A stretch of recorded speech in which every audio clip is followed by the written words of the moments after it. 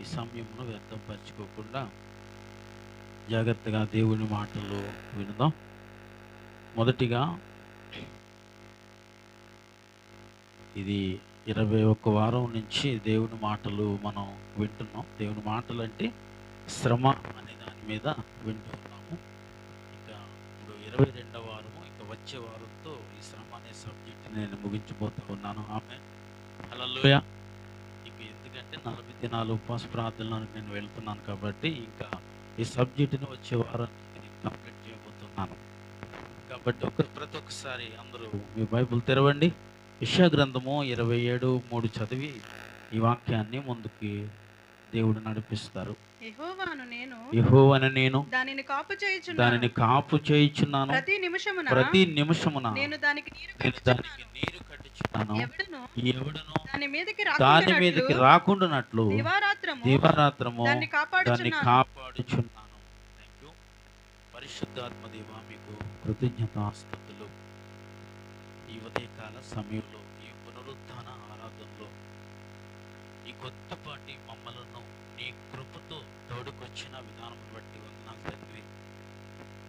తండ్రి, ఇక్కడ ఈ వాక్యమును నేను విత్తుతూ ఉండగా నీరు అనే అడ్డుగట్టి నా బిడ్డల హృదయములో సమృద్ధి వాక్యమును విత్తండి.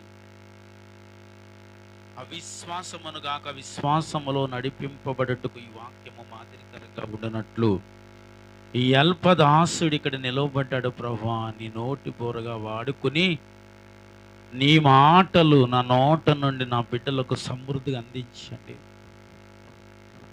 ఇక్కడ విత్తబడుతున్న ప్రతి విత్తనమును ప్రతి హృదయంలోనైనా నీరని అంటుకట్టి వాటిని ఫలింపచేసి మహావృక్షములుగా అభివృద్ధిపరిచి సంఘాన్ని కట్టమని ప్రార్థన చేస్తా ఉన్నాను.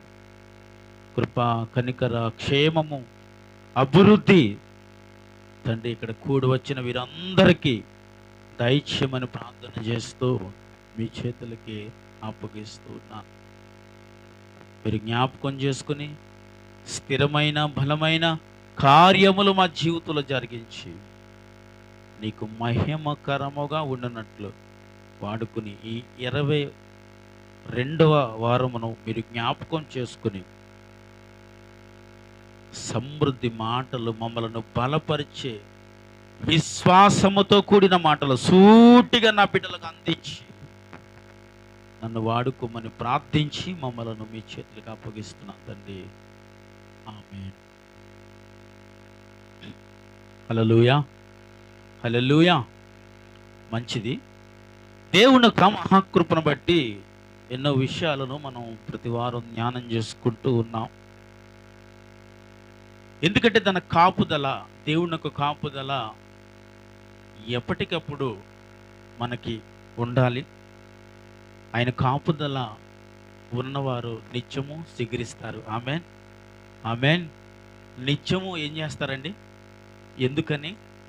దేవుని వాక్కు మనల్ని ఏం చేస్తుంది?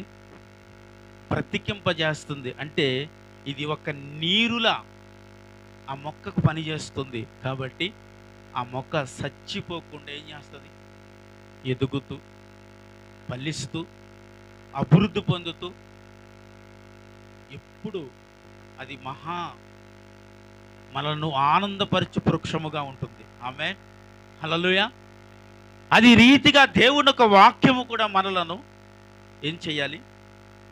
దేవుని వాక్యములో మనం అభివృద్ధి అవుతూ ఉండాలండి. ఏం చేయబడాలి? దేవుని వాక్యములో మనం అభివృద్ధి చేయబడుతూ ఉండాలి. అంటే వాక్యము మనలను బలపరుచుతుంది అన్నమాట. వాక్యము మనలను స్థిరమైన పునాదిగా కడుతుంది. ఆమేన్. మనలను దేవుని వాక్యము సరిచేస్తుంది. ఆమేన్.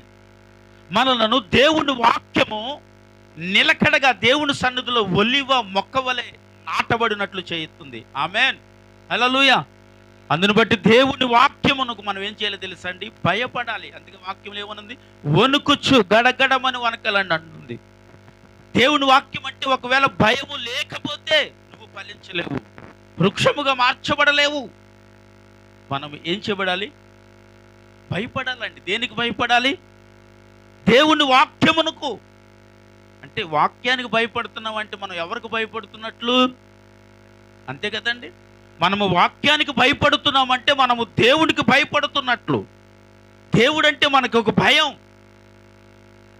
అంటే ప్రతిదానికి నువ్వు భయపడుతున్నావు, కానీ మనం దేవునికి భయపడాలి. ఆమేన్.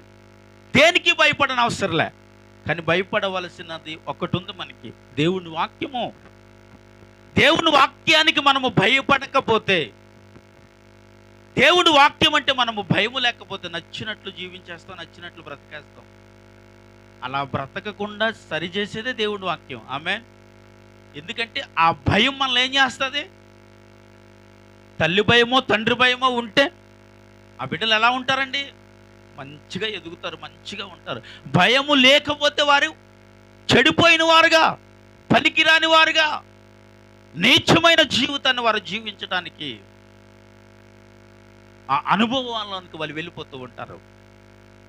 భయము ఉన్నప్పుడే ఏం చేయబడతామండి? చెప్పాలి, మనము అభివృద్ధి పొందుతూ ఉంటాం. ఆమె దేవుని వాక్యము ఏం చేయబడాలండి? దాన్ని చూడండి ఒకసారి. వాక్యం నాకు వస్తుంది. హల్లెలూయా. దేవుని వాక్యానికి మనము భయపడాలి. ఆమేన్. అంటే దేవుని వాక్యమునకు భయపడుతున్నప్పుడు ప్రతి నిమిషము దేవుడు నీకు ఏం చేస్తాడు? కాపు కాస్తాడు. ఆమేన్. హల్లెలూయా. ఆ కాపుదల మీకును నాకును ఉండాలి అంటే ముందు దేవుడు అంటే మనకు భయము ఉండాలి. భయము ఉన్నప్పుడు వారు దినదినము అభివృద్ధి అవుతారు. ఆమేన్.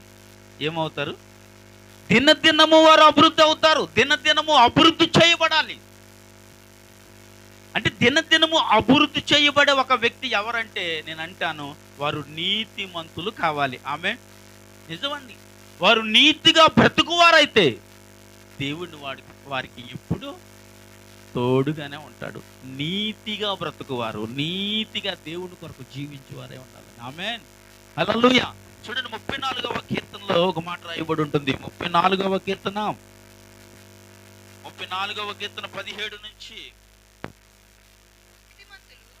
నీతిమంతులు మొర్రపెట్టగా యెహోవా ఏం చేస్తాడంటండి?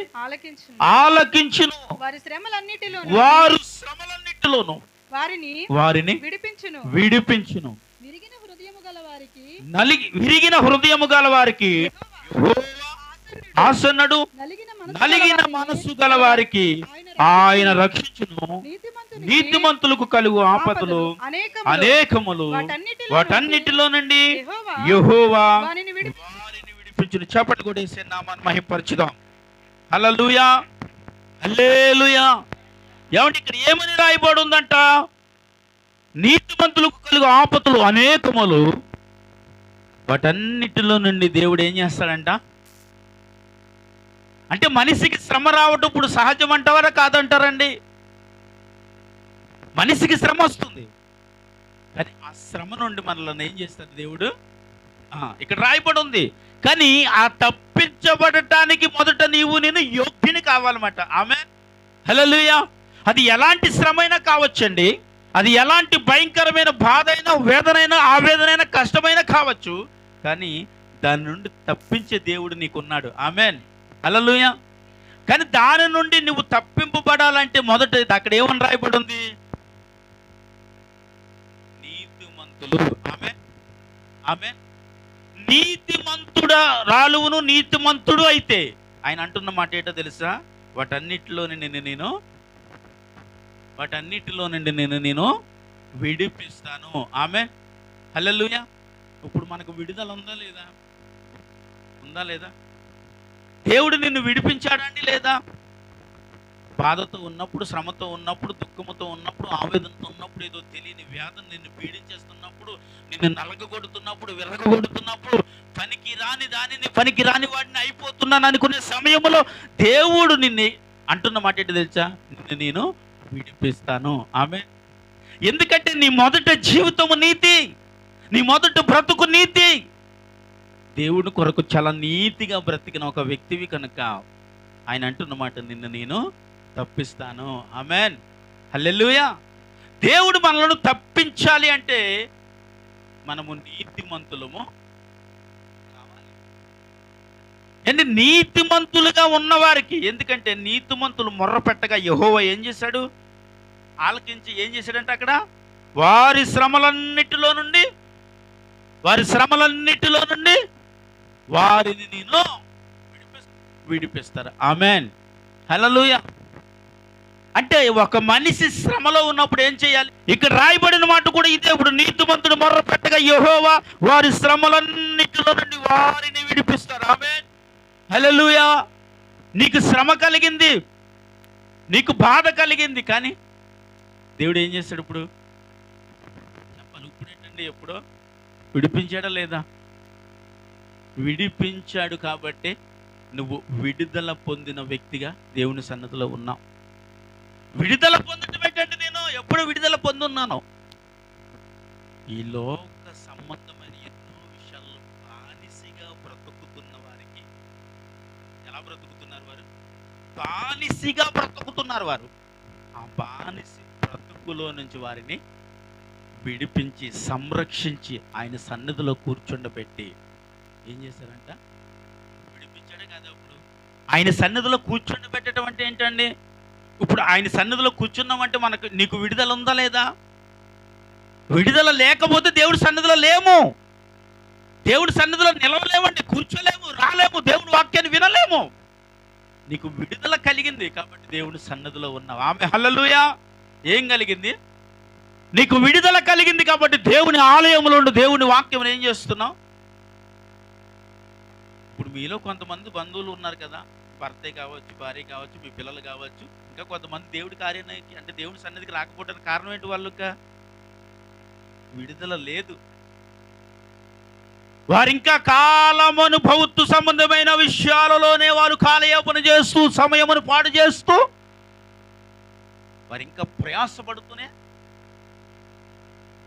ప్రయాసపరి భారము మోయించుకున్న సమస్త జనులారా చెప్పండి, నా యొద్దకు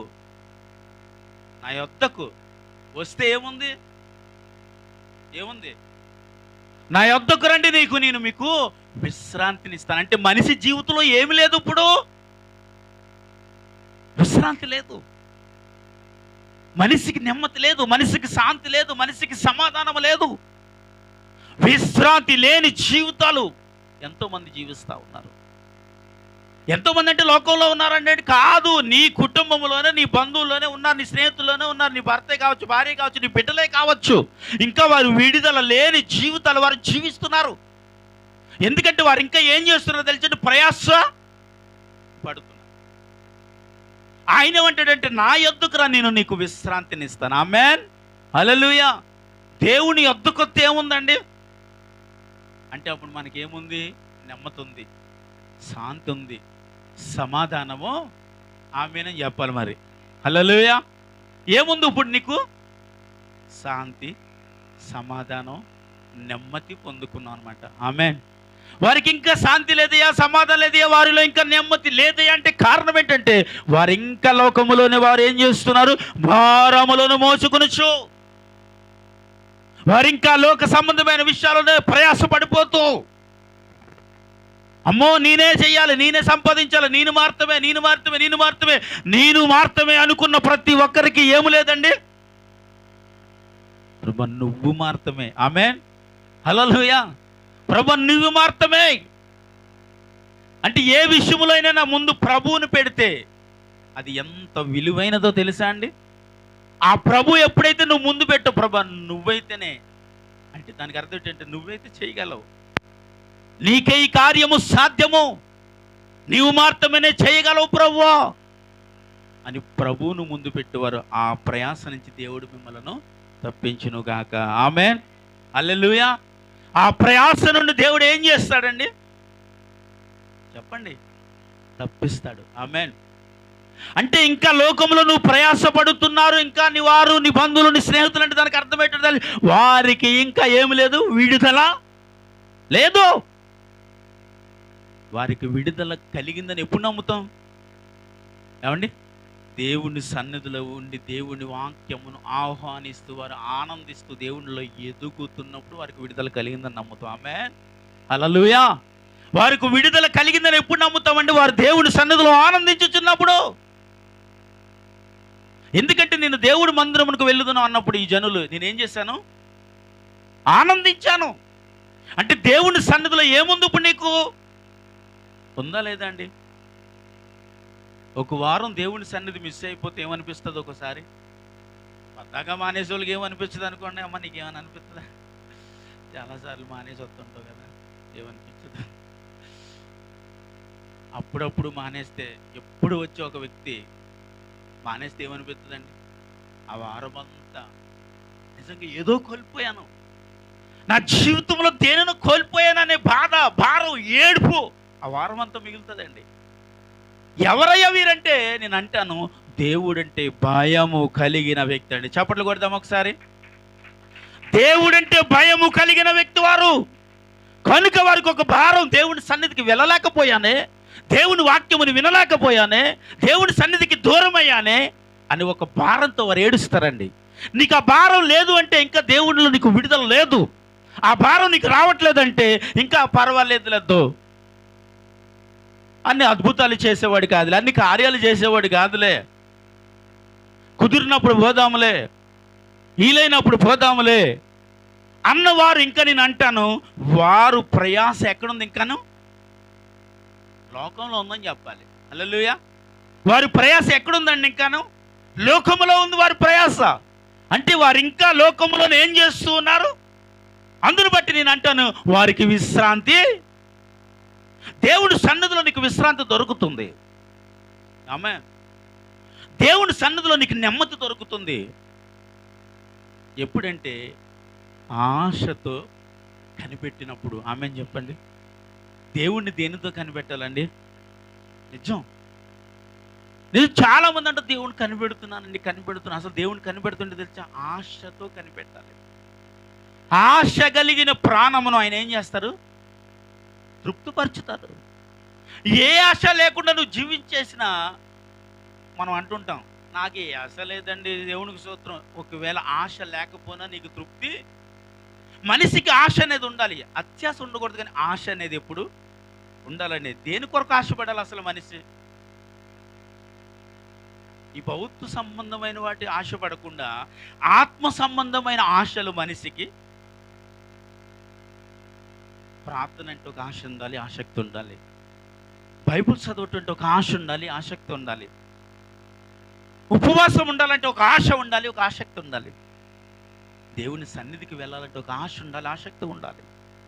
సంఘముతో సహవాసం చేయాలంటే ఒక ఆశ ఉండాలి, ఆసక్తి ఉండాలి. ఆశ పడితే, ఆసక్తిగా బ్రతికితే మనం ఏం చేయబడతాం అండి? దేవుడు ప్రణాళికలో ఉంటామండి. ఆమేన్. హల్లెలూయా. ఎక్కడుంటాం? దేవుని ప్రణాళికలో ఉంటాం. ఆశపడి వారిని దేవుడు తన ప్రణాళికలోకి తీసుకుంటాడు. ఇదిగో నేను ఈ పని చేయాలి, ఒక ఆశ.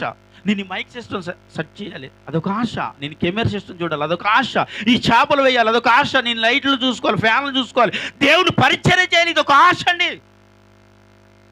మనిషికి ఈ ఆశ ఎప్పుడైతే ఉంటుందో ఆ ఆశలోనే దేవుడు తృప్తిపరుచుతూ నిన్ను అభివృద్ధి పరిచి ముందుకు తీసుకెళ్తాడు. ఆమేన్. హల్లెలూయా.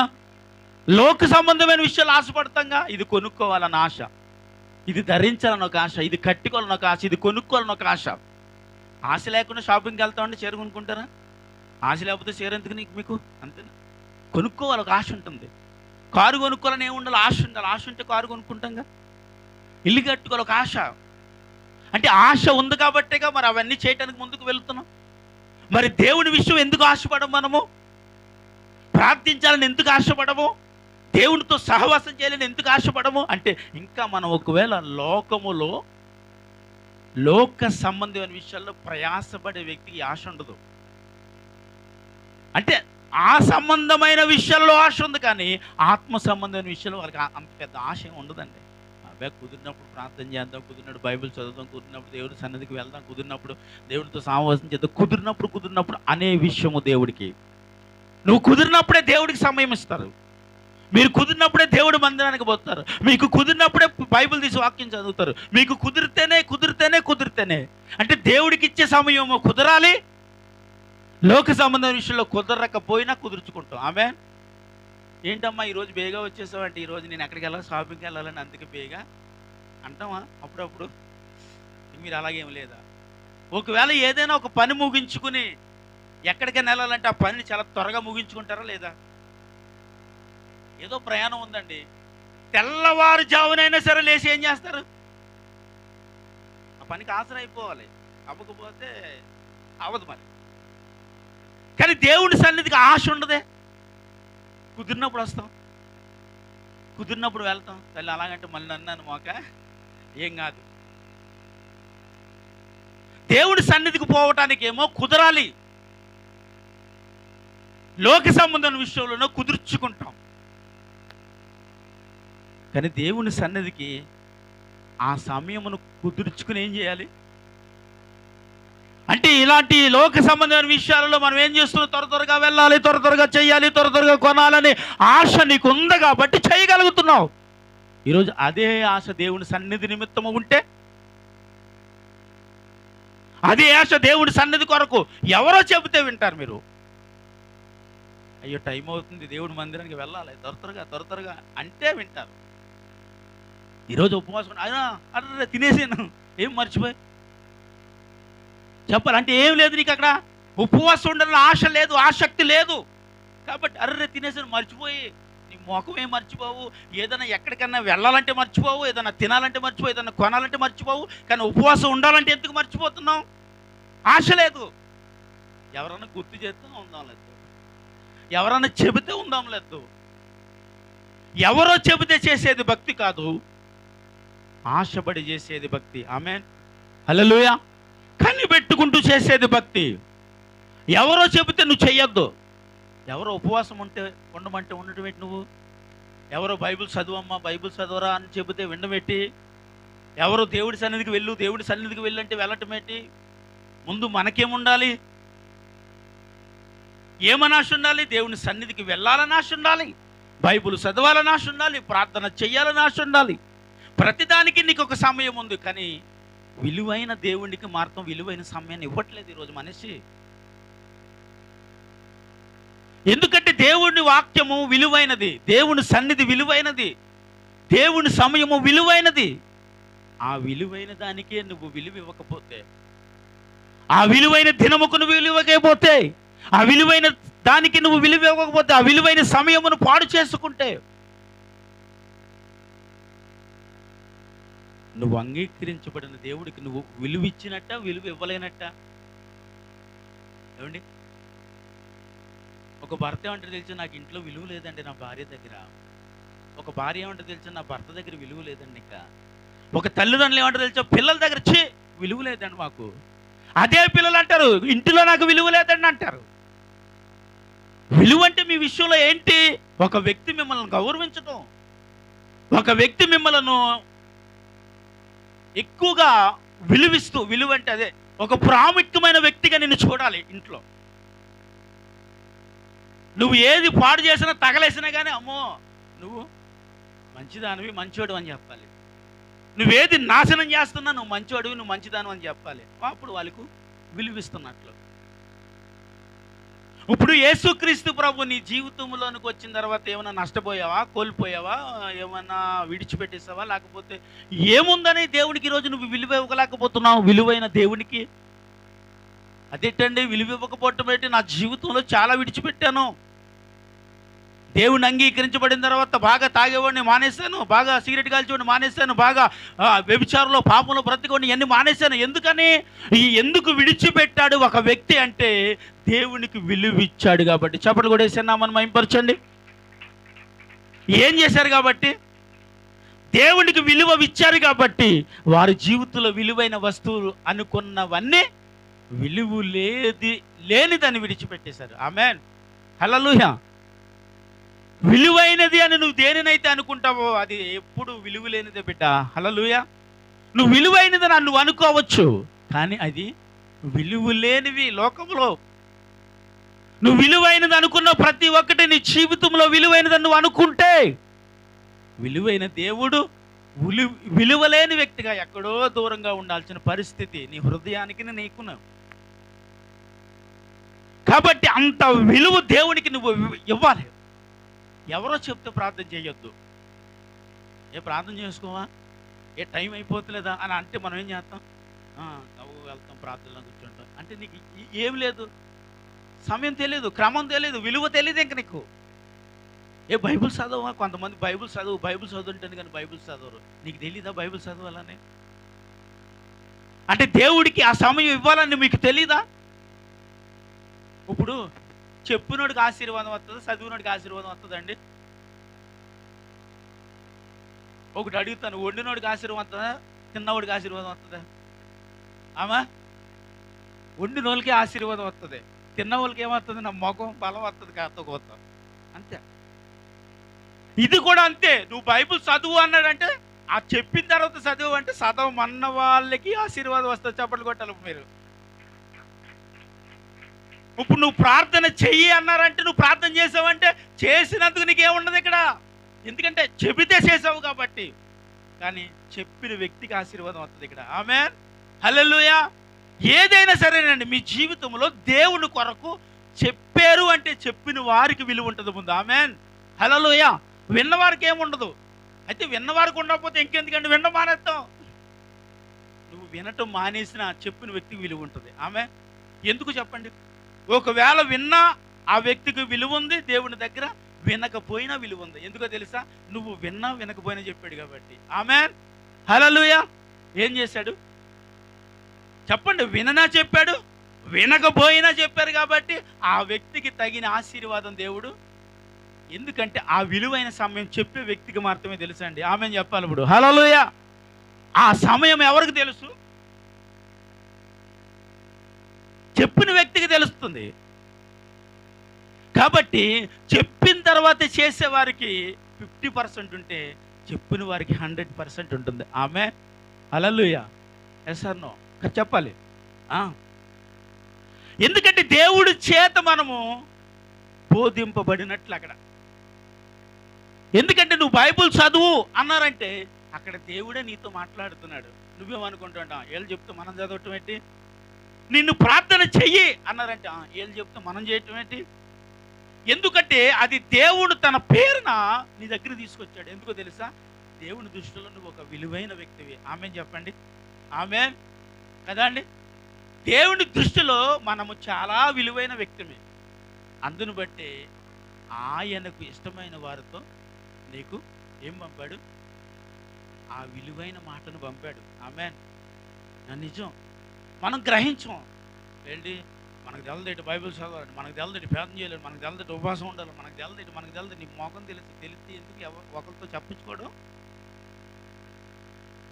ఒకవేళ నీకు ఉపవాసం ఉండాలని తెలిస్తే ఎందుకు ఒక వ్యక్తి ఉపవాసం ఉండనే వరకు ఉపవాసం ఉండవు? ఒకవేళ నీకు తెలిస్తే ప్రార్థన చేయాలని ఎందుకు మరొక వ్యక్తి చెప్పే వరకు ప్రార్థించవు? ఒకవేళ నీకు తెలిస్తే బైబిల్ చదవాలని ఎందుకు మరొక వ్యక్తి చెప్పే వరకు బైబిల్ చదవు? నీకు తెలీదు. దానికి తగిన దీవెనలు ఉన్నాయి, దానికి తగిన ఆశీర్వాదాలు ఉన్నాయి, తనకి తగిన ఫలము ఉందని. ఆ ఫలము పొందటానికే దేవుడు తన విలువైన సమయాన్ని విలువైన వ్యక్తుల ద్వారా మీ దగ్గరికి పంపిస్తాడండి. ఆమేన్, హల్లెలూయా. నిజం, దేవునికి ప్రతి సెకండ్ కూడా విలువైనదే. ఆ విలువైన సెకండ్లో కూడా దేవుడు నీ కొరకు ఆలోచన చేస్తా ఉన్నాడు అంటే నువ్వు దేవునికి ఇష్టమని అర్థం. ఆమేన్, హల్లెలూయా. నిజం, ఆ సెకండ్ కూడా దేవుడు నిన్ను జ్ఞాపకం చేసుకుంటున్నాడు అంటే దేవుడికి నువ్వంటే ఏంటి చెప్పాలి? నువ్వంటే ఏంటమ్మా? ఇష్టం. ఇష్టం కాబట్టి దేవుడు నిన్ను ఇష్టపడ్డాడు. కాబట్టి దేవుడు ఏదో లోక సంబంధమైన ఆలోచిస్తున్నప్పుడు, ఏదో పనికిరాని వాటి కొరకు ఆలోచిస్తున్నప్పుడు, ఏదో పనికిరాని విషయంలో నీ మనసు పాడు చేసుకుంటున్నప్పుడు దేవుడు నిన్ను చూస్తూ ఉండలేక దేవుడు తన మాటను నీ దగ్గరికి తీసుకొస్తాడు. ఆమేన్, హల్లెలూయా. ఏం చేస్తాడు? నా కుటుంబం బ్రతికితే చాలు, నేను బ్రతికితే చాలు అనుకుంటున్న గిద్యోని దగ్గరికి దేవుడు తన దూతను పంపించాడు. ఎందుకో తెలుసా? దేవుడికి గిద్యోని అంటే ఏంటి? ఆమేన్, ఇష్టము కనుగట. ఇష్టము కాబట్టి గిద్యోని దగ్గర పంపించి నువ్వు బలాజుడురా అని చెప్పించాడు. ఆమేన్, హల్లెలూయా. తనకు తెలీదు బలవంతుడని, తనకు తెలీదు నేను ఈ పని చేయగలను, తనకు తెలీదు ఎంతో నేనే చేయగలను, తనకు తెలీదు నేను దీనిని సాధించగలను అని.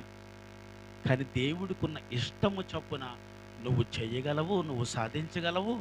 నీకు మాత్రమే ఈ యుద్ధంలో విజయం ఉందని తెలిసిన వ్యక్తి మాత్రం దేవుడు. ఆమెను చెప్పి చప్పట్లు కొట్టండి.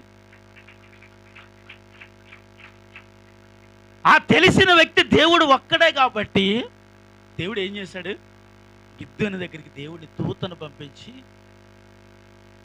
పరాక్రమ గల బలాఢ్యుడా, లే, యెహోవా నీకు తోడే ఉన్నాడు. ఆమేన్, హల్లెలూయా. దేవుడు ఏమై ఉన్నాడు? ఎవరికి? గిద్యోనుగా. ఎవరికండి? ఆమేన్. దేవుడు నీకు తోడుగా ఉన్నాడు అన్న మాట దేవుడు దూతొచ్చి అంటుంది. లే, చెబుతున్నప్పటికి ఇంకా మూర్ఖంగా అంటున్నాడు. ఏమని? దేవుడు ఏం చేశాడండి? దేవుడు ఏమి ఇచ్చాడండి? నా కుటుంబం బ్రతకటమే చాలా కష్టంగా ఉంది, నా కుటుంబం పోషింపబడటమే చాలా కష్టంగా ఉంది. అందుకే ఈ గోధుమలు ఏం చేస్తున్నానో దొల్ల కొట్టుకుని ఏదో ఈ రాత్రికి మాకు ఒక తినటానికి ఏదైనా తయారు చేసుకోవడానికి నేను ప్రయాసపడుతున్నాను. అంటే ఇంకా లోకములో నువ్వు కొరకు, నీ బ్రతుకు కొరకు, నీ కుటుంబం కొరకు ఇంకా నువ్వు ప్రయాసపడుతూ ఉంటే దేవుడు పని ఎప్పుడు చేస్తావు? ఇంకా అందుకే దేవుడు పని నువ్వు చేయాలని దేవుడు దూతనే దేవుడు పంపించి అంటున్నాడు. అరే బాబు, నీకు తెలియదు, నువ్వు చాలా బలవంతురాలివి, నువ్వు చాలా బలవంతుడివి, నువ్వు మాత్రమే నా పని చేయగలవు. ఆమె, నువ్వు మాత్రమే నా పని చేయగలవు, నువ్వు మాత్రమే నా పనికి ఉపయోగకరమైన వ్యక్తివి. ఊరుకోండి సార్, నేను మీ పని ఎక్కడ చేయగలను? మీ పని నేను చేయలేనండి. ఎందుకంటే ఎప్పుడు మా పితరుల కాలంలో ఉన్న దేవుడు మా పితరులకు సాయం చేశాడు, కానీ మాకేం సాయం? అప్పుడప్పుడు అనుకోవచ్చు మీరు, దేవుడు నమ్ముకున్న కొత్తలో దేవుడు ఎన్నో కార్యాలు చేసేవాడు అండి నా జీవితంలో, నమ్ముకున్న కొత్తలో అద్భుతాలు చేసేవాడు, చాలా రోజులైందండి దేవుడు నా జీవితంలో అద్భుతాలు చేసి ఆశ్చర్య కార్యాలు చేసి, ఈ మధ్యకాలంలో దేవుడు అంత ఏం చేయటం లేదండి, నా తలరాత ఏంటో, నా బ్రతుకు ఏంటో, నా జీవితం ఏంటో అని అంటూ ఉంటాం. గిద్యోను కూడా ఇలాగే అన్నాడు. మరి నా తలరాట ఏంటో తెలియదండి, నా బ్రతుకేంటో తెలీదు, కాబట్టి నేను ఎవరికి పనికిరాదు, కనీసం నా కుటుంబానికన్నా నేను పనికి రావాలి అనే ఆలోచనతో బ్రతుకుతున్న గిద్యోను దగ్గరికి దేవుడు వచ్చి అంటున్నాడు, లే, నువ్వు కొంతమందికి ఉపయోగకరమైన వ్యక్తి. చప్పట్లు కొడదామా? నీవు కొన్ని వందల మంది రక్షింపబడటానికి మాదిరికరమైన వ్యక్తివి. చప్పట్లు కొడదామా? నీవు కొన్ని వందల మంది రక్షింపబడటానికి నువ్వు దేవునికి కావాలి అన్న ఒకే ఒక మాట గిద్యోను మరలా బలపరిచింది. నామేం చెప్పాలి ఇప్పుడు? హల్లెలూయా. ఇప్పుడు వరకు నువ్వు అనుకోవచ్చు నీ జీవితంలో ఇంక నిన్ను దేవుడికి పనికిరాను, ఇంకా దేవుడు నన్ను విసర్జించాడు, దేవుడు నన్ను వదిలేశాడు. ఎప్పుడు అప్పుడు చేశాడు లాంటి కార్యాలు. ఎప్పుడు చేశాడు? రక్షణ పొందిన కొత్తలో చేశాడు. ప్రభు కొరకు అప్పుడు బాగా బ్రతికావు కాబట్టి చేశాడు, ప్రభు కొరకు బాగా జీవించావు కాబట్టి చేశాడు. మరి ఇప్పుడు ప్రభు కొరకు ఇంక ఏమి చేయలేని స్థితిలో ఉన్న గిద్యోను దగ్గరికి దేవుడు రాలేదేంటి? అసలు దేవుడు అనే ఆలోచన గిద్యోనికి లేదు. ఇంకా దేవుడు అనేవాడు లేడు అనే బ్రతుకుతున్నాడు గిద్యోను. అవునా కాదా అండి? దేవుడు అనేవాడు లేడు అనుకుని బ్రతుకుతున్నాడు కాబట్టి గిద్యోను ఏమన్నాడు? మాకేం చేస్తున్నాడు దేవుడు, మా పితరుల కాలంలో చేశాడు అన్నాడు. అన్నాడా లేదా? అంటే మా కాలంలో ఏమి లేవు, దేవుని అద్భుతాలు లేవు, దేవుని కార్యాలు లేవు, దేవుడికి ఏం చేయటం లేదు అనుకున్నాడు. ఈ ఆలోచన నిజముగా మనకు చెప్పాలంటే అది చాలా మూర్ఖపు ఆలోచన అనమాట. అలాంటి మూర్ఖుని దగ్గరికి కూడా దేవుని దూత వెళ్ళంటుంది, లేవయ్యా, నువ్వెవరికి కావాలి? దేవునికి కావాలి. ఆమేన్, ఆమేన్. ఇక్కడ కూర్చున్న మీరందరూ దేవునికి కావాలండి. ఆమేన్ చెప్పండి. హల్లెలూయా. ఇక్కడ కూర్చుని మీరు అనుకోవచ్చు, ఏదో వస్తున్నాను వెళ్ళిపోతున్నాను, ఏదో వింటున్నాను వెళ్ళిపోతున్నాను, ఏదో ఇంట్లో వాళ్ళు బాధపడలేక వస్తున్నాను, లేకపోతే మొగుడు బాధపడలేకో, భార్య బాధపడలేకో, బిడ్డలు బాధపడలేకో, తల్లిదండ్రులు బాధపడలేకో, ఏదో బాధపడలేక ఇక్కడికి వచ్చి కూర్చుంటున్నాను అనుకోవచ్చు నువ్వు. కానీ దేవుడికి నీ పట్ల ఒక బలమైన ప్రణాళిక ఉంది. చప్పట్లు కొడదామా? దేవుడికి నీ పట్ల ఏముంది? ఒక బలమైన ప్రణాళిక ఉంది. గిద్యోను పట్ల దేవుడికి ఒక బలమైన ప్రణాళిక ఉన్నది కాబట్టే గిద్యోనుని దేవుడు వచ్చి లేచి లేవమని గిద్యోనుని దేవుడు బలపరిచాడా, విడిచిపెట్టేశాడా? అందరూ చెప్పాలి. బలపరిచారు. దేని చేత బలపరిచారంటే దేవుని వాక్కు చేత తనను బలపరిచి దేవుని పని చేయటానికి, ఆ యుద్ధం చేయటానికి వెళ్ళటానికి గిద్యోనుని దేవుడు ఎంతమంది లేరు యుద్ధం చేయడానికి అక్కడ? ఇంకెవరు లేరేంటి? దేవుడు గిద్యోను తప్ప. చాలా మంది ఉన్నారు, ఇంకా బలమైన వాళ్ళు, పరాక్రమ కలిగిన వాళ్ళు, యుద్ధ నైపుణ్యం కలిగిన వారు, ఇంకా ఎంతోమంది దేవుడికి కనిపించరండి వీళ్ళందరూ. కానీ ఇంతమంది ఉండగా ఇక నేనేదో బతికితే చాలు, నా కుటుంబం ఏదో బతికితే చాలు కున్న గిద్యోను దగ్గర దేవుడు రావటం ఏంటండి? దీన్ని ఏమంటాం? దీనిని దేవుడు ప్రణాళిక అని అనాలి. ఆమె ఏంటిది? ఎవరి పట్ల ఉంది? ఆమేన్, హల్లెలూయా. దేవుడు ప్రణాళిక ఇక్కడ కూర్చున్న మనందరి పట్ల ఉందండి. ఆమేన్. అక్కడ కూర్చున్న నీ పట్ల, ఇక్కడ బోధిస్తున్న నా పట్ల దేవుడు ప్రణాళిక ఉన్నది కాబట్టి బలహీనుడు అనుకున్న మన దగ్గరికి దేవుడు వచ్చామన్నాడు.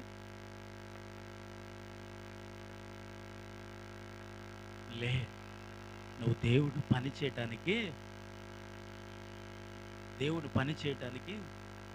కావాలి. అంటే ఇక్కడ కూర్చున్న నీ మొదలుకొని వెనకాల కూర్చున్న వృద్ధుల వరకు దేవునికి కావాలని అర్థం. ఆమేన్ చెప్పు. హల్లెలూయా. అంటే దేవుడికి ఎవరినైనా వాడుకోగలడు. ఆమేన్. ముసలోడని కాదు, దేవుడు చిన్నపిల్లలని కాదు, పెద్దవారని కాదు, ఆయనకి కావలసిన వయసు, ఈ వయసు కావాలి, ఆ వయసు కావాలి, అబ్బోబ్బో ఏమీ లేదు. దేవునికి వయసుతో పని లేదు, దేవునికి మనిషితోనే పని, దేవునికి ఆత్మతోనే పని అండి. ఆమెను చెప్పాలి ఇప్పుడు. హల్లెలూయా. దేవునికి దేనితో పని ఉందండి? అంటే దేవుడికి నీతో పని ఉంది. ఇప్పుడు ఇక్కడ దేవుడి ప్రణాళిక నీతో ఉంది కాబట్టి నువ్వు ఎలాంటి వ్యక్తివైనా సరే దేవుడు నీతో మాట్లాడగలడు. ఆమె మాట్లాడే వరకే సమయం పడుతుంది అంతే. ఆమె హల్లెలూయా. అంతేనండి, మాట్లాడే వరకే సమయము. ఎక్కడో దమస్కులో ఉన్న యేసుక్రీస్తు ప్రభు శిష్యుల్ని పగతో సంపాదన వెళ్తున్నాడు కదా. ఎవరండి? సౌలు. చాలా పగతో వెళ్తున్నాడు. ఎందుకంటే ఈ క్రైస్తవం అనేది ఉండకూడదు. క్రైస్తవులు స్థాపించిన యేసునే చంపేస్తాం. ఇంకా ఆయనతో ఉన్న 12 మంది శిష్యులు కూడా ఏం చేయాలా? చంపేయాలని పగతో రగిలిపోతూ ఆ పగ తీర్చుకోవడానికి పోతుంటే, ఆ పగ తీర్చుకోవడానికి వెళుతున్న వ్యక్తితో దేవుడు ప్రణాళిక ఉంది. ఆమె హల్లెలూయా. దేవుణ్ణి చంపిన వ్యక్తి పట్ల దేవుడికి ప్రణాళిక ఉండడం. ఆమె హల్లెలూయా. దేవుణ్ణి చంపేయటానికి సమ్మతించిన వ్యక్తితో దేవుడు ఒక ప్రణాళిక. ఇప్పుడు దేవుడికి శత్రువు అయిన వ్యక్తితోటే దేవుడు ప్రణాళిక ఉందంటే, దేవుడు నీ చేస్తున్న భక్తిని, నువ్వు చేస్తున్న ప్రార్థనలు, నీ జీవితాలు, నీ అనుభవాలు, నీ ఉపవాస అనుభవాలు, ఒకవేళ ఇవన్నీ కాదు అని పడిపోయి జారిపోయి ఒకవేళ నువ్వు వెళ్ళిపోతానంటే దేవుడు ఎందుకు వదిలేస్తాడు? ఎందుకంటే శత్రువుని దేవుడు ప్రేమించి తన ప్రణాళికలో తీసుకున్న సౌలుని ఏం చేశాడండి? తన పని కొరకు ఒక ప్రణాళిక కలిగి సౌలును దేవుడి పని కొరకు అద్భుతంగా వాడుకోలే. మరి దేవుడితో భక్తి చేసి, దేవుడితో ప్రార్థన చేసి, దేవుడితో అన్యోన్యమైన జీవితాన్ని జీవించిన నీవు ఇంకా అయిపోయింది, నా జీవితం అయిపోయింది, నా బ్రతుకు ఇంకా నేను లోకంలో పడిపోయాను, శాపంలో పడిపోయాను, కోపంలో పడిపోయాను, ఇంకా నా బ్రతుకు మార్పు లేదు జీవితంలో, ఇంక నేను చనిపోతాను, నేను నశించిపోతాను అని ఏడుస్తున్న సమయంలో ఆయన ప్రణాళికలో ఉన్న నీకు ఎలా వస్తుంది ఇవి? ఎందుకంటే ఆయన ప్రణాళికలో నువ్వు ఉన్నావు. చప్పట్లు కొట్టాలి ఇప్పుడు. ఎక్కడున్నావండి? ఒకవేళ ఒక మనిషి నువ్వు ఇలా గ్రహించగలిగితే ఆయన ప్రణాళికలోకి మళ్ళీ వెళ్తావు. ఆమె చెప్పాలి. ఎక్కడికి వెళ్తాం? మళ్ళీ వెళ్ళడం ఏంటండి? ఎందుకంటే గిద్యోను దేవుడు ప్రణాళికలో ఉన్నవాడే కదా. కానీ ఏం చేశాడు? ఏదో బతికేస్తే చాలని అనుకుంటున్నాడు కదా. అంటే దానికి అర్థం ఏంటి? ఆ ప్రణాళికలోంచి బయటకు వచ్చేసాను అనుకున్నాడు. ఇంకా దేవుడు ప్రణాళిక నాకు లేదు, దేవుడు ప్రణాళికలో నేను లేను, దేవుడు నన్ను నా కుటుంబాన్ని వదిలేశాడు అని అనుకున్నాడు కాబట్టి దేవుడు దూత మరలా వచ్చింది. చప్పట్లు కొట్టాలి ఇప్పుడు మళ్ళీ. అనుకున్నాడు కాబట్టి దేవుడు ప్రణాళికలోనికి మళ్ళీ గిద్యోనుని దేవుడు ఏం చేశాడు? లేవయ్యా, యుద్ధం చేయడానికి దేవుడికి నువ్వు కావాలి. నేను అన్నాను కదా, యుద్ధం చేయడానికి ఎవ్వరు లేరా గిద్యోను తప్ప దేవుడికి. ఇంకా బోల్డ్ మంది ఉండలే. మరి అంతమంది ఉండగా గిద్యోనుని దేవుడు ఎందుకు వాడుకోవాలి? ఎందుకంటే గిద్యోనుకు ఒక ఆలోచన ఉంది. ఏంటో తెలుసా? దేవుడు అనేవాడు లేడండి. దేవుడు అనేవాడు ఉండుంటే ఈ పరిస్థితి మాకెందుకండి? దేవుడు అనేవాడు ఉంటే ఈ పేదరికం మాకెందుకండి? దేవుడు అనేవాడు ఉంటే ఎందుకు మమ్మల్ని, మా పిల్లల్ని ఇలా వదిలేశాడండి? దేవుడు అనేవాడు ఉంటే ఒక పూట పోషింపబడటానికి ఎంత కష్టం ఎందుకు పడుతున్నానండి అని ఆలోచన చేస్తున్నాడు. కాబట్టి దేవుడు ఉన్నాడు, తన ప్రణాళికలో నువ్వు ఉన్నావు అని నిరూపించటానికి అలాంటి బలహీనమైన వ్యక్తి దగ్గరికి నా దేవుడు వస్తాడు. చప్పట్లు కొడదామా? అలాంటి బలహీనమైన వ్యక్తి దగ్గరికి దేవుడు వస్తాడా రాడా? చెప్పాలి. అలాంటి బలహీనమైన వ్యక్తే కావాలి దేవుడికి. అబ్బో నేను బలవంతునండి, నేను బలవంతురాలు, ఏదైనా చేస్తున్నాను అనుకున్న వారికి దేవుడు బలాన్ని చూసి ముందుకు వెళ్ళిపోయిన సంసోను కూలిపోయాడు. ఏ బలము లేదు, ఇంక ఏమీ చేయలేను, నా కొరకు నేను బతికేస్తాను అనుకుంటున్నా. గిద్దెను దేవుడు వచ్చాడు, లే యుద్ధం చేయాలరా, నువ్వు యుద్ధం చేద్దిగాని రా అంటే, బాబాయ్ నేను యుద్ధం ఎలా చేయగలండి? ఎందుకంటే నీకు యెహోవా తోడే ఉన్నాడు. ఆమేన్, హల్లెలూయా. చెప్పండి, మీకు ఎవరు తోడుగా ఉన్నాడు? దేవుడు తోడుగా ఉన్నాడు. కాబట్టి అలాంటి బలహీనమైన పరిస్థితుల్లో దేవుడు నీ దగ్గరికి వచ్చి నేను అంటాడు, లే నువ్వు బలవంతురాలివి, ఆమె నువ్వు బలవంతుడివి, ఆమె చెప్పాలి. హల్లెలూయా. దేవుడు చెప్తున్నా నీ కొరకు. నువ్వు బలహీనురాలు అని అనుకుంటుంటే, నువ్వు బలహీనుడు అని అనుకుంటుంటే దేవుడు ఏమంటున్నాడు తెలుసా? నువ్వు బలవంతురాలు రా తల్లి, నువ్వు బలవంతుడివి, ఆమేన్, హల్లెలూయా. అంటే నీ బలము నీకు వచ్చి కానీ దేవుడికి తెలుసు అనమాట. అంటే దేవుడు శరీర బలాన్ని చూసాడా, ఆత్మ బలాన్ని చూసాడా? దేవుడికి శరీర బలం కావాలా, ఆత్మ బలం కావాలా? శరీర బలంతో ఏం చేయలేం, ఆత్మ బలంతో దేన్నన్నా చేయొచ్చు, ఆమేన్. శరీర బలముతో సౌలే యుద్ధం చేయలేకపోతే ఆత్మ బలముతో దావీదు గొలియాతునే జయించాడు. చప్పట్లు కొడదామా? శరీర బలముతో ఏమీ చేయలేకపోవచ్చు, కానీ ఆత్మ బలముతో దేనినైనా సాధించామండి. మళ్ళీ చప్పట్లు కొట్టాలి. ఇప్పుడు శరీర బలము గొప్పదా, ఆత్మ బలము గొప్పదా అంటే చెప్పాలి మీరు. ఇప్పుడు ఆత్మ బలమే, ఆమేన్. కాబట్టి దేవుడు నిన్ను ప్రేమించాడు, ఎందుకంటే నువ్వు ఆత్మ బలముతో శరీర సంబంధమైన బలాన్ని జయించాలని, ఆమేన్, హల్లెలూయా. ఈ లోకములో ఎన్నో విషయాలలో ఒక మనిషి బలహీనురాలు బలహీనుడు అవుతూ ఉంటే, ఆ బలహీనురాలు దగ్గరికి, ఆ బలహీనుడి దగ్గరికి వచ్చి దేవుడు అంటున్నాడు, నువ్వు బలవంతురాలులే, నువ్వు బలవంతుడివిలే, ఆమేన్ చెప్పండి, హల్లెలూయా. నువ్వు బలవంతురాలివి, బలవంతుడు అంటున్నాడు దేవుడు. కానీ నీ బలము నీకు తెలియదు. కానీ దేవుడు తోడుగా ఉంటేనే నీ బలము ఎవరికి ఉపయోగపడుతుందిరా? దేవుడికి ఉపయోగపడుతుంది, ఆమె, హల్లెలూయా. దేవునికి ఉపయోగపడుతుందండి. ఈ లోకానికి ఉపయోగపడిన వ్యక్తివి దేవుని కొరకు ఉపయోగపడవా? దేవుని కొరకు ఏం చెయ్యవా? దేవుని కొరకు ఏమి చెయ్యలేవా? దేవుడి మీద పగ తీర్చుకోవాలనుకున్న వ్యక్తిని కూడా దేవుడు తన కొరకు వాడుకుంటే, దేవుడి కొరకే బ్రతికిన నీ జీవితాన్ని దేవుడు ఎందుకు వదిలేస్తాడు బిడ్డ? ఆమె, దేవుడి కొరకే జీవించిన నీ జీవితాన్ని దేవుడు ఎందుకు వదిలేస్తాడు? ఆమె, దేవుడి కొరకు ఎన్నో ఉపవాసాలు ఉండి, దేవుడి కొరకు ఎన్నో ప్రార్థనలు చేసి, ఈరోజు దేవుడు విషయంలో ఒకవేళ జారిపోయినా పడిపోయినా దేవుడు అరే ఒకప్పుడు ఎలా బ్రతికిందే, ఒకప్పుడు ఎలా బ్రతికాడే అనుకుంటాడా? దేవుడు ఎప్పుడు అలాగే బ్రతుకున్నట్లు చేయగలడు నా దేవుడు. చప్పట్లు కొట్టాలి. ఇప్పుడు ఎప్పుడు అలాగే బ్రతుకున్నట్లు నిన్ను నా దేవుడు, కోపంతో వెళ్ళిపోతున్న వాడిని నేల మీద పడగొట్టి దేవుడు ఏం చేశాడంట చెప్పలే? వాడి కళ్ళును మూసేశాడు 3 రోజులు. వాడు కళ్ళు మూత పడిపోతేనే కానీ దేవుడు అంటే ఏంటో మీకు విషయం తెలుసా? కళ్ళు ఉండి జీవించిన జీవితం, కళ్ళు లేనప్పుడు జీవించిన జీవితం ఒకటే, తెలుసా మీకు? ఎందుకంటే కళ్ళు లేకపోతే ఏం చేస్తున్నాడు? ఏమీ కనిపించట్లేదు కదా. కళ్ళుండి కూడా ఏం చేశాడు? ఏమీ కనిపించలేదు కదా. కళ్ళుండి అహంకారిగా బ్రతికాడు. కళ్ళుండి నిజమైన దేవుణ్ణే, లోక రక్షకుడిని చంపడానికి సమ్మతించిన వ్యక్తే కదా. ఎవరిని చంపేస్తుంటే హ్యాపీగా ఎంజాయ్ చేసిన వ్యక్తే కదా. అంటే లోక సంబంధమైన విషయంలో మనోనేత్రము మూతపడిపోయిన వ్యక్తే. అది ఏంటో తెలియటానికి సౌలుగా కళ్ళు 3 దినముల పాటు కళ్ళు తెరవలేక, కళ్ళు లేవు. ఆ కళ్ళు తెరవబడిన కానించి చేసిన పని ఏంటి ఇప్పుడు? అమ్మా, దేవుడు పని చేశాడు, ఆమె, హల్లెలూయా. ఏం చేశాడు అంటే ఇప్పుడు ఏం తెరవబడింది? ఇప్పుడు తన మనోనేత్రము తెరవబడింది అనమాట. ఆమె అంటే మనిషిలో ఆ మనోనేత్రము తెరవబడలేనంత వరకు మనిషి దేవుణ్ణి గ్రహించలేడు, మనిషి దేవుణ్ణి తెలుసుకోలేడు, మనిషి దేవుని కొరకు బ్రతకలేడు, మనిషి దేవుని కొరకు జీవించలేడు, మనిషి దేవుని కొరకు ఆశపడడు, మనిషి ప్రార్థన కొరకు ఆశపడడు, మనిషి బైబిల్ చదివే విషయంలో ఆశపడడు, దేవుని సన్నిధికి పోయే విషయంలో ఆశపడడు. ఎందుకంటే తన మనో నేత్రం ఏం చేయబడింది? మూతబడిపోయింది. కాబట్టి ఆశ లేని బ్రతుకు వారు జీవిస్తారనమాట. ఎప్పుడు ఒక మనిషికి ఆశ ఉన్నదంటే మనోనేత్రము తెరవబడిన తర్వాత. ఎప్పుడు సౌలుకి పౌలుగా మారిన తర్వాత ఏమొచ్చింది? ఇప్పుడు ఆశ.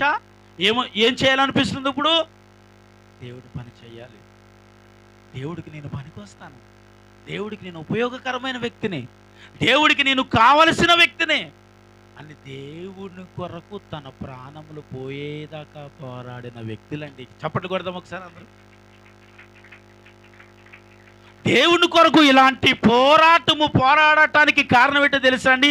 దేవుడు తనని ఏం చేశాడు? ఇప్పుడు ఇష్టపడ్డాడు కాబట్టి. ఆమేన్, హల్లెలూయా. ఏం చేశాడు దేవుడు? ఎవరిని? సౌలుని ఇష్టపడ్డాడు. అలా అనకూడదు మీరు. దేవుడు ఏం చేశాడు? నన్ను ఇష్టపడ్డాడని చెప్పాలి. అది హల్లెలూయా. ఏం చెప్పాలి? ఏం చెప్పాలి? ఆమె దేవుడు ఎవరిని ఇష్టపడ్డాడు? ఇక్కడ నిలవబడిన నన్ను ఎలా ఇష్టపడ్డాడు, అక్కడ కూర్చున్న మిమ్మల్ని అలాగే ఇష్టపడ్డాడు. ఆమె నాకు ఒకటి ఎక్కువ లేదు, మీకు ఒకటి తక్కువ. అక్కడ కింద కూర్చున్నారని దేవుడు ఒకటి తక్కువ ఇచ్చి ఇక్కడ నిలవబడి బోధిస్తున్న నాకు ఒకటి ఎక్కువ ఏమి ఇవ్వడం. ఇంకా చెప్పాలంటే ఒకవేళ నా జీవితంలో ఏమైనా లోటుపాట్లు ఉంటే మీకంటే తక్కువ నేనే పొందుకుంటాను. అక్కడ బోధిస్తున్న మీరు పవిత్రంగా పరిశుద్ధంగా దేవుని కొరకు జీవించే వ్యక్తులైతే నాకంటే విలువైన బహుమానాలు దేవుడు మీకు ఇస్తాడు. ఆమేన్, హల్లెలూయా. ఎందుకంటే ఇక్కడ బోధిస్తున్న నేను, అక్కడ కూర్చున్న మీరు దేవుడికి ఒకటే. దేవుడు అందరిని ఒకలా చూస్తాడు. ఆయన పక్షపాతి, పక్షపాతము లేని వాడిని నువ్వు అంగీకరించావు బిడ్డ. ఆమేన్, హల్లెలూయా. కాబట్టి నీ పట్ల ఆయన పక్షపాతమును,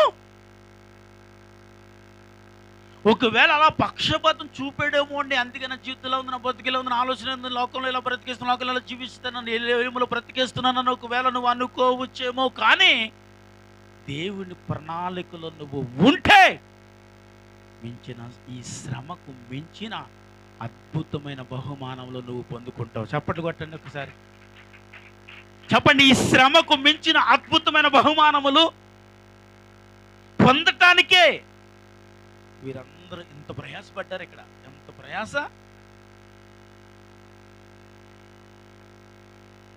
గుర్రం మీద ప్రయాణం చేస్తున్నవాడు నేలను పట్టేటట్టు అర్థం ఏంటి? అహంకారంగా జీవిస్తున్నవాడు ఏం చేశాడు? ఇప్పుడు అంతే, తాను ఇంకా తగ్గించేసుకున్నాడు, తగ్గిపోయాడు. ఇంకా దేవుడు ముందు పెట్టి ప్రయాణం చేయడం మొదలుపెట్టాడు. ఇప్పుడు వరకు తనకున్న బలాన్ని, అహంకారాన్ని, అధికారం బట్టి ప్రయాణం చేశాడు. ఆ అధికారాన్ని తీసి ప్రయాణం చేస్తే, దేవుడు ముందు పెట్టి ప్రయాణం చేస్తే ఎంత అద్భుతమైన పరిచర్య చేశాడండి. ఆమేన్, హల్లెలూయా. ఏ నోటితో దేవుడిని దూషించాడో అదే నోటితో దేవుడి మాటలు బోధించాడు. ఆమేన్, హల్లెలూయా. ఏ నోటితో దేవుడే దేవుడు కాదని అన్నాడో అదే నోటితో ఆయనేరా బాబు నిజమైన దేవుడు, మన పాపములను క్షమించేవాడు ఆయనే, నిన్ను నన్ను పరలోకమును మోసుకెళ్ళే వ్యక్తి ఆయన ఒక్కడే అని బోధించటానికి, దేవుడి కొరకు ప్రకటించడానికి పని చేయడం మొదలుపెట్టాడు. స్తోత్రం చెప్దాం. హల్లెలూయా. ఏం చేశాడండి? దేవుని పని చేశాడు. బలవంతుడిగా ఉన్నంతసేపు దేవుడికి ఉపయోగకరంగా లేడు. బలహీనుడు అయ్యాకనే దేవుడు బలపరిచి తాను కొరకు వాడుకున్నాడండి. ఆమె అంతే కదా.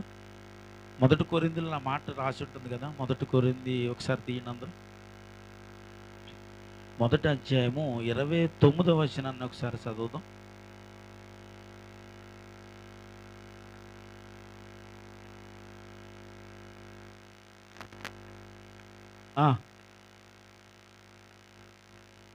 చదవాలి. లోకములో ఎవరిని దేవుడు ఏర్పరచుకున్నాడండి? బలహీనులైన వారిని దేవుడు ఏర్పరచుకున్నాడు. ఎన్నికైన వారిని ఏంటమ్మా?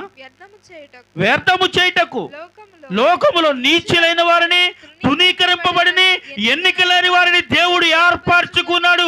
అయితే ఆయన మూలముగా మీరు క్రీస్తు యేసునందు ఉన్నారు. చప్పట్లు కొట్టాలి. ఇప్పుడు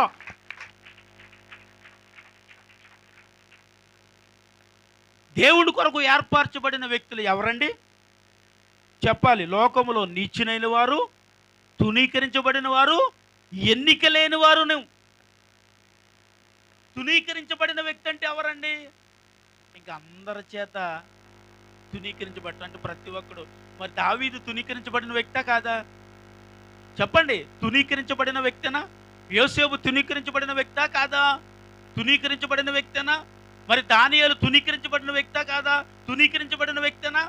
అంటే ఇలా ఎంతో మందిని తునీకరించబడిన వ్యక్తిని ఏం చేశాడు? దేవుడు ఏర్పరచుకున్నాడంటే తన కొరకు. ఆమెను చెప్పాలి. ఈ లోకంలో నీచపు జీవితాన్ని జీవిస్తున్న వారికి రాశాడు.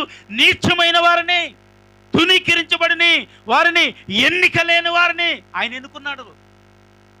నీచపు జీవితం అంటే ఇంక నీచపు జీవితం, పాపం, శాపం, ఏ పాపంలో ఏ శాపంలో బ్రతుకుతున్నారు వారు ఏం చేయబడిన వారు? వీరు దేవుని దృష్టిలో, లోకపు దృష్టిలో ఏం చేయబడిన వారు? చిచ్చే బ్రతుకు ఎందుకు వచ్చిన బ్రతుకండి, అలాంటి బ్రతుకు బతికితే బెటర్, చచ్చిపోతే నయం, అలాంటి బతిక బదులు అనే వ్యక్తి దేవుడికి కావాలంట. ఎందుకు బ్రతుకుతున్నావు అసలు? నీ బ్రతుకు ఎందుకు జీవిస్తున్నావు? నీ జీవితాన్ని తెలుసా నీకు అని ఎంతో మంది చేత తునీకరించబడే వ్యక్తి దగ్గరికి వచ్చి అన్నాడంట, నా పని చేస్తావని నేను ఎన్నుకుంటాను, నా పని చేస్తావని నేను ఏర్పరచుకుంటాను. ఎందుకంటే దేవుడు ఎన్నుకోబడిన వ్యక్తి బలవంతుడు కాదు.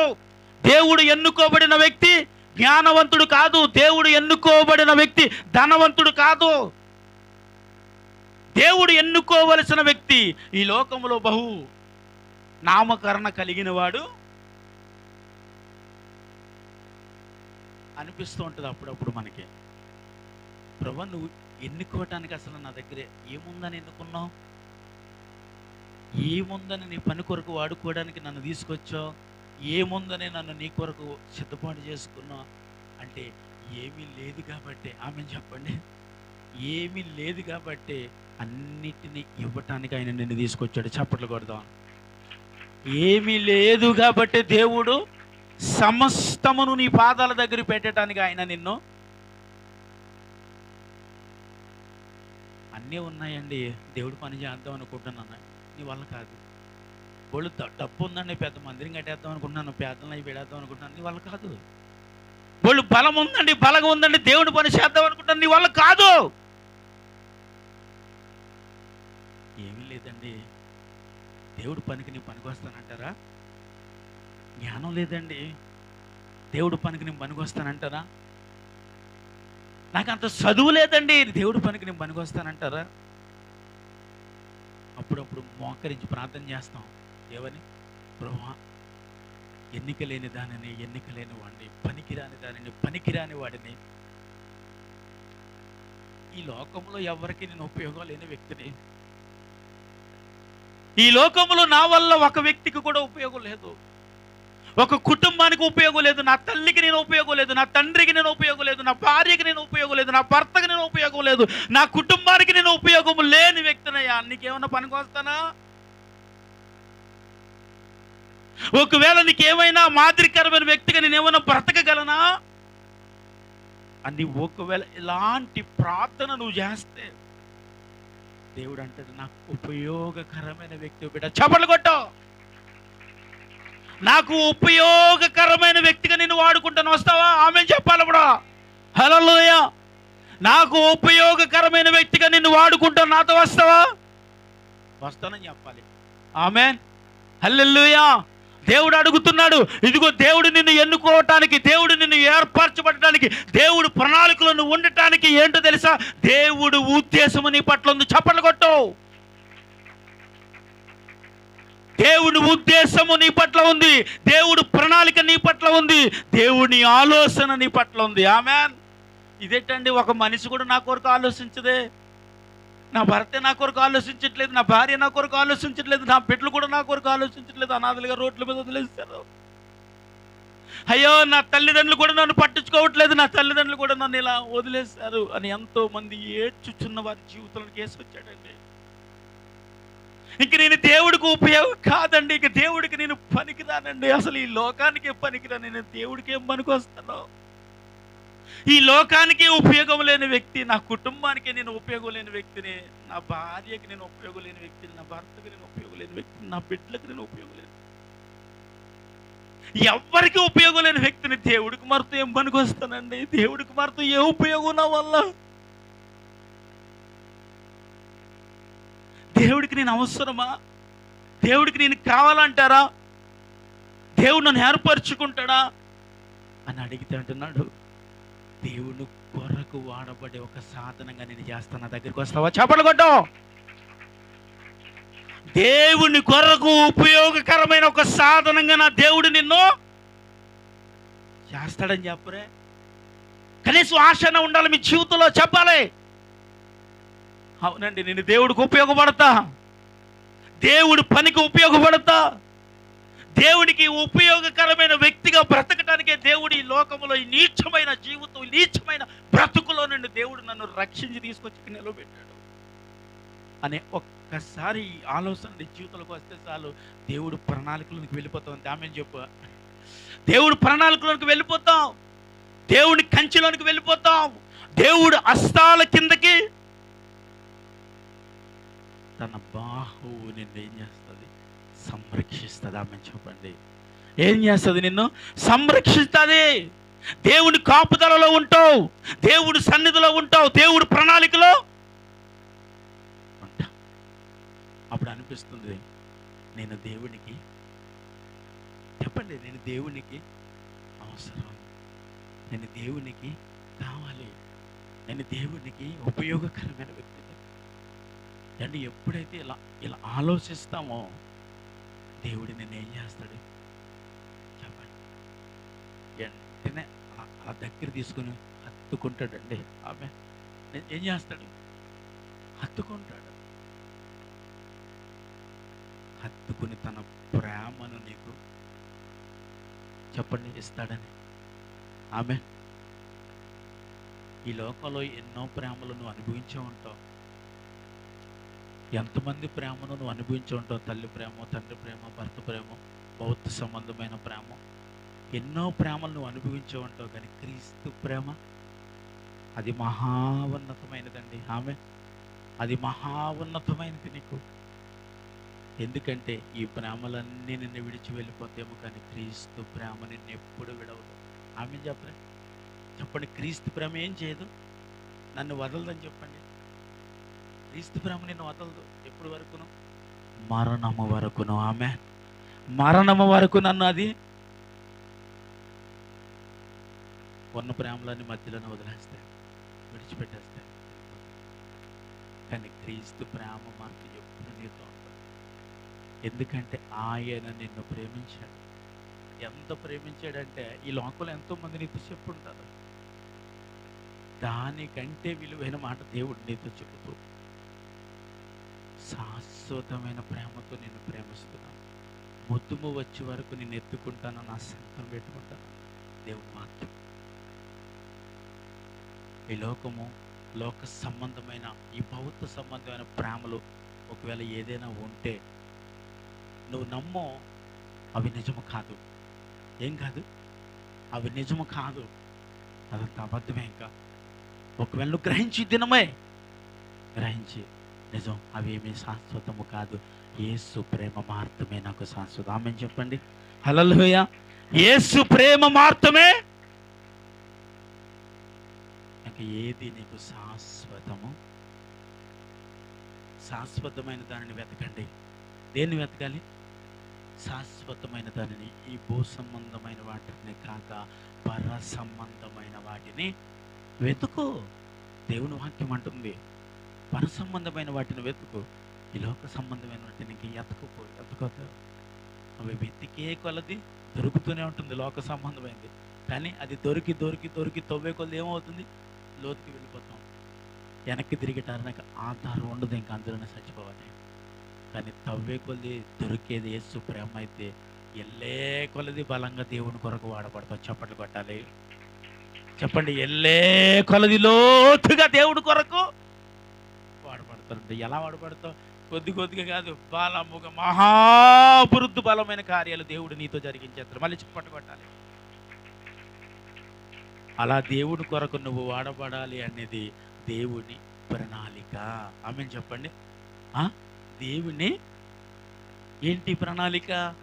నా కొరకు నువ్వు కావాలనేది ప్రణాళిక, నా కొరకు నువ్వు పని చెయ్యాలి అనేది ప్రణాళిక, నా కొరకు నువ్వు ఏర్పరచబడాలి అనేది ప్రణాళిక, నా కొరకు ఈ భూమి మీద ఉన్నవి విడిచి రావాలి అన్నది దేవుని ప్రణాళిక. ఆమేన్, హల్లెలూయా. ఎందుకంటే ప్రతి ధనమును ధనాపేక్ష అన్నిటిని విడిచి వాటిని పెంట కుప్పలుగా ఎంచి దేవుడు పని చేశానంటారు ఇక్కడ. అవన్నీ పెంట కుప్పగా వెంచారండి. ధనాన్ని కాదు, లోక సంబంధం ప్రేమని కాదు, బంధువులని కాదు, స్నేహితులని కాదు, రక్త సంబంధాలు కాదు, ఏది అన్ని అన్ని అన్ని అన్ని విడిచి విడిచి విడిచి ఈరోజు దేవుని పని చేయడానికి కారణం ఏంటంటే, ఒక మనిషి కొన్ని లక్షల మంది రక్షింపబడటానికి మాదిరికర వ్యక్తి నీ కుటుంబం కొరకే. ఒకవేళ నువ్వు బ్రతికితే నీ కుటుంబం రక్షింపబడుతుంది, ఎవరి వల్ల ఎవరు రక్షింపబడరు. ఒకవేళ నీ కుటుంబాన్ని ఒకవేళ విడిచి దేవుని కొరకు పని చేసి చూడు, కొన్ని లక్షల మంది రక్షించేస్తావు. నువ్వు చప్పట్లు కొట్టాలి. అంటే దేవుడు నీ కుటుంబాన్ని విడిచిపెట్టమని అనట్లేదు, నీ కుటుంబ భారాన్ని విడిచిపెట్టాలి. ఈ భారం అంటే ఇంకెప్పుడు ప్రయాసే, ఈ లోక సంబంధమైన ప్రయాస. అందుకంటే దేవుడు ప్రయాసపడి భారం మోస్తున్నావా? వద్దు, రా నా సన్నిధికి వచ్చి నిలబడు, నేనేం చేస్తాను? విశ్రాంతిని నీకు, నా పని కొరకు నిన్ను నిలబెట్టి వాడేసుకుంటాను. అంత ఆమేన్ చెప్పండి. హల్లెలూయా. దేవుని పని కొరకు నిన్నేం చేస్తాడు చెప్పండి? నిలవబెట్టి వాడుకుంటాడని చెప్పండి. పడగొట్టడు నిన్ను దేవుడు, నిలవబెడతాడు. నిలవబెట్టి దేవుని పని కొరకు నిన్ను వాడుకుంటాడు. ఎప్పుడు వాడుకుంటాడు చెప్పండి? చెప్పండి, ఎప్పుడు వాడుకుంటాడు? ఆయన కొరకు నీతిగా బ్రతుకున్న దినము నుండి నేను వాడుకుంటాడు. ఆయన కొరకు బ్రతకలేని వ్యక్తుల్ని తన ప్రణాళికలో తెచ్చేసుకున్నాడు కదా. మరి ఆయన కొరకు నువ్వు బ్రతికితే ఎందుకు వదిలేస్తాడండి? వదలదు కదా. ఇంకా దేవుడి కొరకే కాక లోకం కొరకు బ్రతికిన వ్యక్తిని తన ప్రణాళికలో తెచ్చేసి దేవుడి కొరకు బ్రతికేసేట్టు చేసేస్తా ఉంటుంటే, దేవుడి కొరకే, ఇక దేవుని తప్ప ఇంక వేరే ఆధారం లేదు నీకు, దేవుడు తప్ప వేరే దిక్కు లేదు, దేవా నువ్వు తప్ప నాకు వేరే ఏమీ లేదని ఏడుస్తున్నా నిన్ను దేవుడు ఎందుకు వదిలేస్తాడండి? వదలడు. వదిలేసేవాడు అస్సలు నా దేవుడు కాడండి. ఆమేన్. అలా నువ్వు చెప్పుకో ఈరోజు నుంచి, దేవా నన్ను నువ్వు విడిచిపెట్టేవాడు కాదు, విడనాడువు కాదు, నన్ను విసర్జించేవాడు కాదు, విసర్జింపబడిన నన్నే వాడేసుకున్నావు నువ్వు, అందరూ వదిలేసిన నన్నే వాడేసుకున్నావు నువ్వు, తునీకరించబడిన నన్నే వాడేసుకున్నావు నువ్వు, జ్ఞానం లేని నన్నే వాడేసుకున్నావు, చదువు లేని నన్నే వాడేసుకున్నావు, పనికిరాని పనికి మాలిపు జీవితాన్ని జీవిస్తున్నావు, నన్నే వాడేసుకున్నావు. దానికి అర్థం ఏంటో తెలుసా? దేవుని ప్రణాళికలో మీరున్నారు. ఆమె చెప్పండి, ఎక్కడున్నారు? దేవుని ప్రణాళికలో నేనున్నానని చెప్పుకోండి. దేవుని ప్రణాళికలో నేనున్నాను. అందరూ లేచి నిలబడదాం. దేవుని ప్రణాళికలో నేనున్నాను. ఆమె దేవుని ప్రణాళికలో నువ్వు ఉండాలి. దేవుని కొరకు నువ్వు బ్రతకాలి, దేవుని కొరకు నువ్వు జీవించాలి. తునీకరించబడిన నీవు, ఎన్నికలైన నువ్వు, ఎందుకు ఈ బ్రతుకు అనుకుంటున్న నీవు దేవుని కొరకు బ్రతకాలి బిడ్డ. దేవుని కొరకు జీవించాలి, ప్రభువు కొరకు బ్రతకాలి. దేవుని సన్నిధిలో ఒక బలమైన వ్యక్తిగా బ్రతకాలని నేను అడుగుతూ ఉన్నాను. దేవుని కొరకు బ్రతుకుతాం ప్రతి ఒక్కరు. ప్లే ఆఫ్ ఒకసారి. Thank you.